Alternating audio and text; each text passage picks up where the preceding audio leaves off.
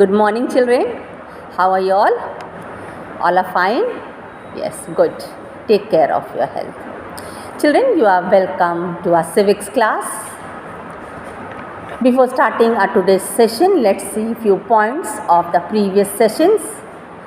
We were explained about the anti-Iraq movement, why this movement started, by whom it was started, and what was the result. Everything was explained to you in the previous session. And we were also told that this movement, the ladies, they did not succeed. But children, it's very true that India in 21st century has given equal platform to male and female. So we are very lucky and we feel proud of it. Do you? Yes, we all are proud of it. So children, as we are discussing about the movements which were led by the villagers, the farmers and the women in the district of Nellore, which is in Andhra Pradesh, means they all protested against alcoholism. So in that same context, our today's topic, session 6, we are going to start another movement which is said as Narmada Bachao आंदोलन. जैसे कि हम आंदोलन के ही विषय में इस पूरे चैप्टर में चर्चा कर रहे हैं, उसी परिप्रेक्ष्य में आज का हमारा विषय है नर्मदा बचाओ आंदोलन. So children, we have discussed about social movements which related in various issues about the model of economic development which was opted after independence. जैसे कि आप जानती हैं कि इस चैप्टर में हम सामाजिक विषयों से संबंधित आंदोलन की चर्चा कर रहे हैं और ये आंदोलन भारत की आज़ादी के बाद आरंभ हुए. For example, if we speak about Chipko movement, children, it was related to environment, and we were told that the farmers, they requested the forest officers to cut off the ash trees for making agricultural tools, but they were refused, and at the same time permission was given to the sports product manufacturers. So the villagers, they were too disappointed and they agitated against the government. Then next we were told about the Dalit Panthers. Do you remember, children? Yes, it was an organization which fought against injustice and inequality which was prevailing in the society. आपको दलित panthers के बारे में बताया गया था, जहाँ यह संगठन समाज में फैले असमानता और अन्याय के विरुद्ध संघर्ष कर रहा था, जिसमें समाज के कुछ लोगों को एक समान अधिकार नहीं दिए जा रहे थे. The next is about anti-Iraq movement, which you have been told in the previous session, which not only left the adverse effect in the families but it degraded the society. ताड़ी विरोधी आंदोलन, जिसका प्रभाव केवल उस पुरुष या उसके परिवार पर ही नहीं पड़ा बल्कि उनके नैतिक मूल्यों में कमी आई, जिसका प्रभाव समाज को पतन की ओर ले जा रहा था. So children, all these movements resulted into protest in different ways. So ये सारे reasons जो थे ये सरकार के विरुद्ध आंदोलन करने के लिए ही आरंभ किए गए, अर्थात जनता इन इनजस्टिस से, असमानता और अन्याय के विरुद्ध अपनी आवाज़ जनता ने उठाई.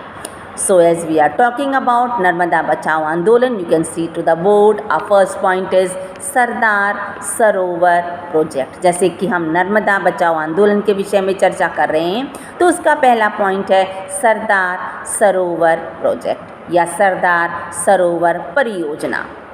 Children, you know that on Narmada river, Sardar Sarovar project was undertaken, and it was about the dam which was to be built on Narmada river and its tributaries. अर्थात यह सरदार सरोवर परियोजना नर्मदा नदी और उसके सहायक नदियों पर बांध बनाने की परियोजना थी. और ये परियोजना आप कह सकती हैं कि बहुउद्देशीय योजना थी. Means it had the idea of multi-purpose Sardar Sarovar project, which was conceived in 1940s and the work started means the project started in 1978। अर्थात इस विषय पर 1940 के समय उन्हीं वर्षों में 40s के वर्षों में ही चर्चा हुई और इस परियोजना पर काम शुरू कब हुआ? 1978 में। And it's very true that to start the work they got the cooperation, means the government got the cooperation from the World Bank। इस परियोजना पर काम करने के लिए विश्व बैंक के द्वारा सरकार को काफ़ी सहायता मिली। So children will see what the project was. The project was to build 30 big dams, 135 medium-sized dams and around 3,000 small dams were to be constructed on Narmada River and its tributaries, which were flowing across Madhya Pradesh, Gujarat and Maharashtra। कहा जाता है कि नर्मदा नदी के विकास परियोजना के अंतर्गत मध्य प्रदेश, गुजरात, महाराष्ट्र से गुजरने वाली नर्मदा और उसकी सहायक नदियों पर बांध बनाने का प्रस्ताव रखा गया। So children, keep in your mind that Sardar Sarovar project was in Gujarat, Sardar Sarovar परियोजना गुजरात में एंड नर्मदा सागर प्रोजेक्ट ये कहाँ थी? मध्य प्रदेश में। So children, this product, if it was done, if that project would have been completed, of course it would have supplied water for irrigation। अगर ये परियोजना पूर्ण रूप से पूरी हो जाती तो इससे सिंचाई के लिए पर्याप्त जल की उपलब्धता उन बांधों के द्वारा पूरी की जा सकती थी। But children, Narmada Bachao Andolan was to save Narmada river. Why? Because the opposition raised to stop the construction of dams on Narmada river and its tributaries. लेकिन जनता ने इसका समर्थन नहीं किया, इसमें सहयोग नहीं दिया और उन्होंने नर्मदा नदी और उसकी सहायक नदियों पर बनने वाली बांधों के विरुद्ध आंदोलन आरंभ कर दिया। Now the question is, but why the government planned its construction? आखिर क्या कारण था कि सरकार ने इस परियोजना की शुरुआत करनी चाहिए या बनाना चाहा? Children, it was that they had, of course there were different points. If the dams are built, it will provide water to drought prone areas which were in the state of Gujarat, Maharashtra and you can say Madhya Pradesh। Means the water can be provided not only for farming but for domestic use। अर्थात सरकार का मानना था कि इन राज्यों में जो शुष्क प्रदेश हैं यहाँ पर बांधों के बन जाने से न केवल सिंचाई बल्कि घरेलू कार्यों के लिए भी पर्याप्त जल आसानी से उपलब्ध किया जा सकेगा। The next point is to yield benefit of electric supply in the states of Maharashtra, Gujarat and Madhya Pradesh. इसके साथ ही साथ यदि बांधों का निर्माण हो जाता है तो पावर सप्लाई अर्थात विद्युत परियोजना भी इसके अंतर्गत शामिल होगी जिससे पर्याप्त बिजली उपलब्ध की जा सकेगी। ये भी सरकार के लिए एक कारण था इस परियोजना पर काम करने के लिए। The next was to fulfil the developmental project like green revolution in west Maharashtra, Gujarat, Saurashtra and Kutch. Means it will benefit in controlling the flood. यदि ये परियोजना बन जाती है तो विकास कार्यों में, जैसे कि आपने हरित क्रांति के विषय में पीछे चैप्टर्स में सुना है, तो इस परियोजना से बाढ़ पर भी नियंत्रण किया जा सकेगा। And the next point is that it will give good fertility of land because water will be available all the time.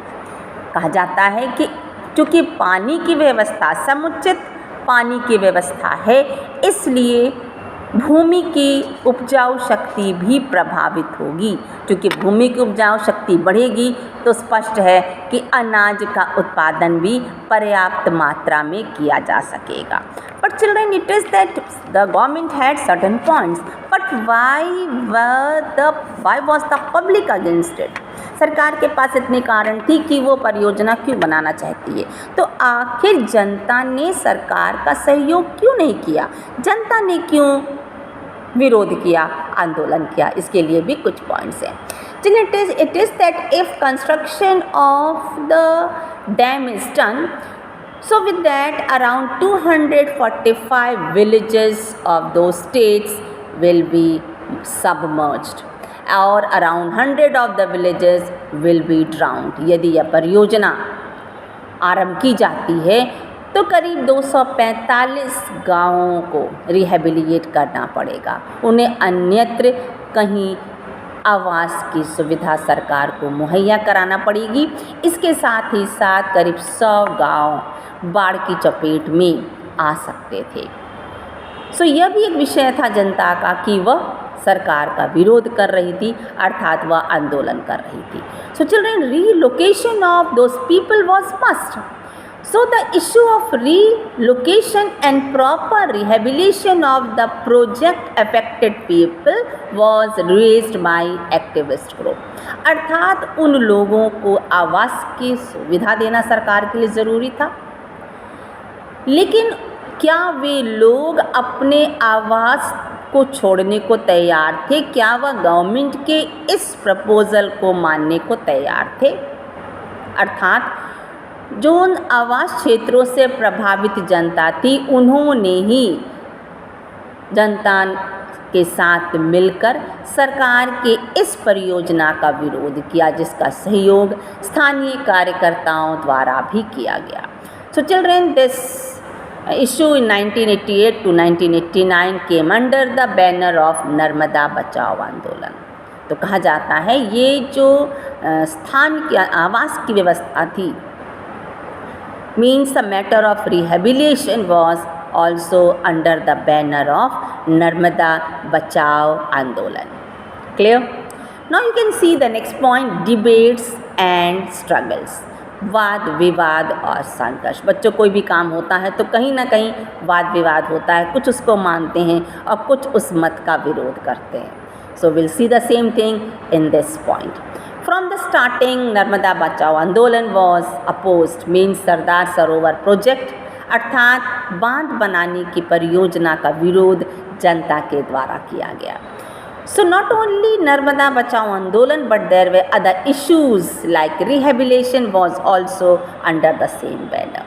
केवल बांध बनाने का विरोध ही नहीं, लेकिन उन लोगों को अपने आवास को छोड़ना पड़ेगा, अन्यथा गवर्नमेंट द्वारा दिए गए लैंड पर उन्हें बसना होगा, ये भी जनता के विरोध का एक मसला हो गया। So now let's see the arguments and issues in the same context. इसी परिप्रेक्ष्य में हम देखते हैं क्या वाद विवाद हुआ, संघर्ष क्यों हुआ। Children, movement to save Narmada which will affect the environment and ecology means the plants and animals will be also affected of that area। कहा जाता है इन बांधों के निर्माण से वहाँ का पर्यावरण भी दूषित हो सकता था, और जब पर्यावरण दूषित होगा तो वन्य प्राणी भी प्रभावित होंगे, इसलिए भी यह आंदोलन के लिए एक बहुत बड़ा कारण बन गया।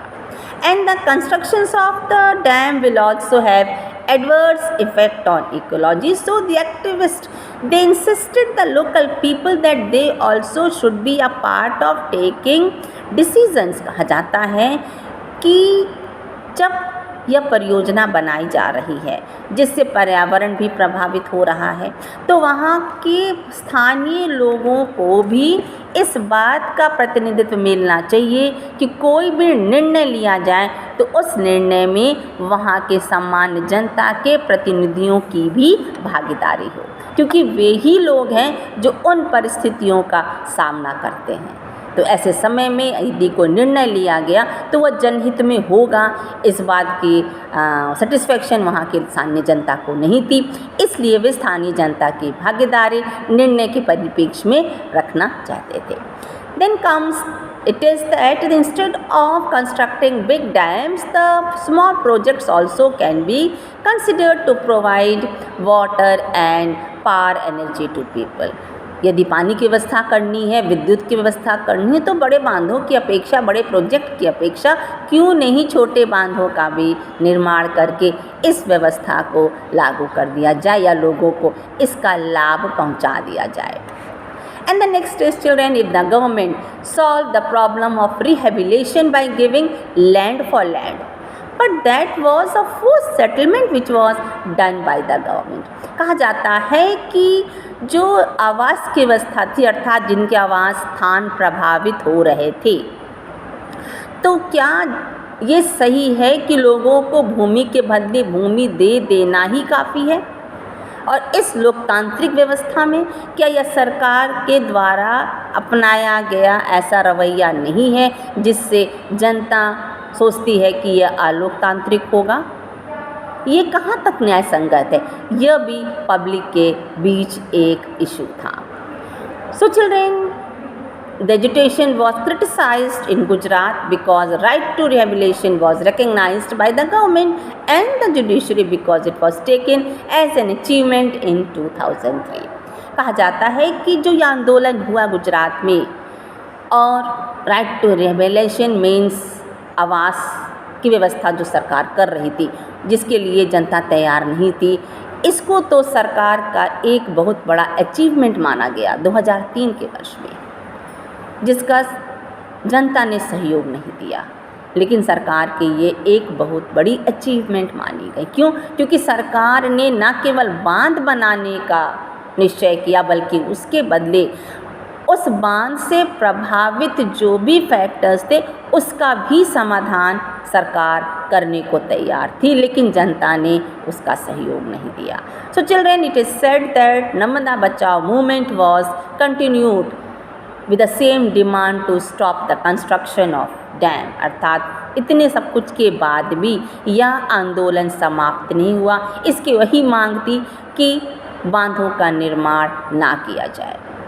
But children, this movement was criticized because it was taken as an obstacle in the development, or you can say in the process of development which will be given to the people in different field. सरकार का यह मानना था कि यह आंदोलन देश के विकास में रुकावट है, बाधक है, क्योंकि यदि यह परियोजना बनाई जाती है तो सभी को समान अधिकार प्राप्त होंगे, सभी को लाभ होगा, खास करके कृषि क्षेत्र में, क्योंकि हमारा भारत देश एक कृषि क्षेत्र है. क्योंकि जब उत्पादन बढ़ेगा तो आप समझ सकती हैं कि उस उत्पादन के बढ़ने से भारत की अर्थव्यवस्था भी उन्नत होती है. And children, the Supreme Court also upheld the government decision to go ahead with the construction of dam, but it ensured that proper rehabilitation should be given to the people. यहाँ तक कि सर्वोच्च न्यायालय ने भी सरकार का समर्थन दिया, सरकार के हित में ही अपना निर्णय दिया, लेकिन इसके साथ ही साथ सर्वोच्च न्यायालय ने इस बात की गारंटी सरकार से मांगी कि लोगों के उचित आवास की व्यवस्था की जानी चाहिए. So children, this movement continued for about 20 years, करीब 20 वर्षों तक यह आंदोलन चला. And it was according to the democratic strategy, और ये भी कहा जाता है कि ये आंदोलन लोकतांत्रिक रवैये से किया गया, क्योंकि आंदोलनकारियों ने सरकार से अपील की, न्यायालय से अपील की, but the movement could not gain support from the political parties. Appeal की गई, आंदोलन किया गया, कारण भी था जनता के पास, लेकिन इस आंदोलन को राजनीतिक दलों का समर्थन नहीं मिला. शायद ये भी कहा जा सकता है ये कारण था कहीं ना कहीं इस आंदोलन के असफल होने का. लेकिन इसके साथ ही साथ सरकार के पास जो कारण थे वे भी पर्याप्त थे कि वह देश का विकास चाहती है. But children, Narmada Bachao Andolan depicted a gradual process of disjunction between the political parties and the socialist movement in Indian politics. कहा जाता है कि भारत की राजनीति में ये आंदोलन जो सामाजिक स्तर पर हुआ, उन आंदोलनकारियों या आंदोलन और सरकार के बीच काफ़ी, आप कह सकती हैं, मनमुटाव था. मीन्स इनकी दूरियां, दोनों के बीच दूरियां बढ़ गई. But children, by the end of 90s, Narmada Bachao Andolan was not only a movement because many local groups joined it. Of course, Narmada Bachao Andolan became a large alliance of popular movements.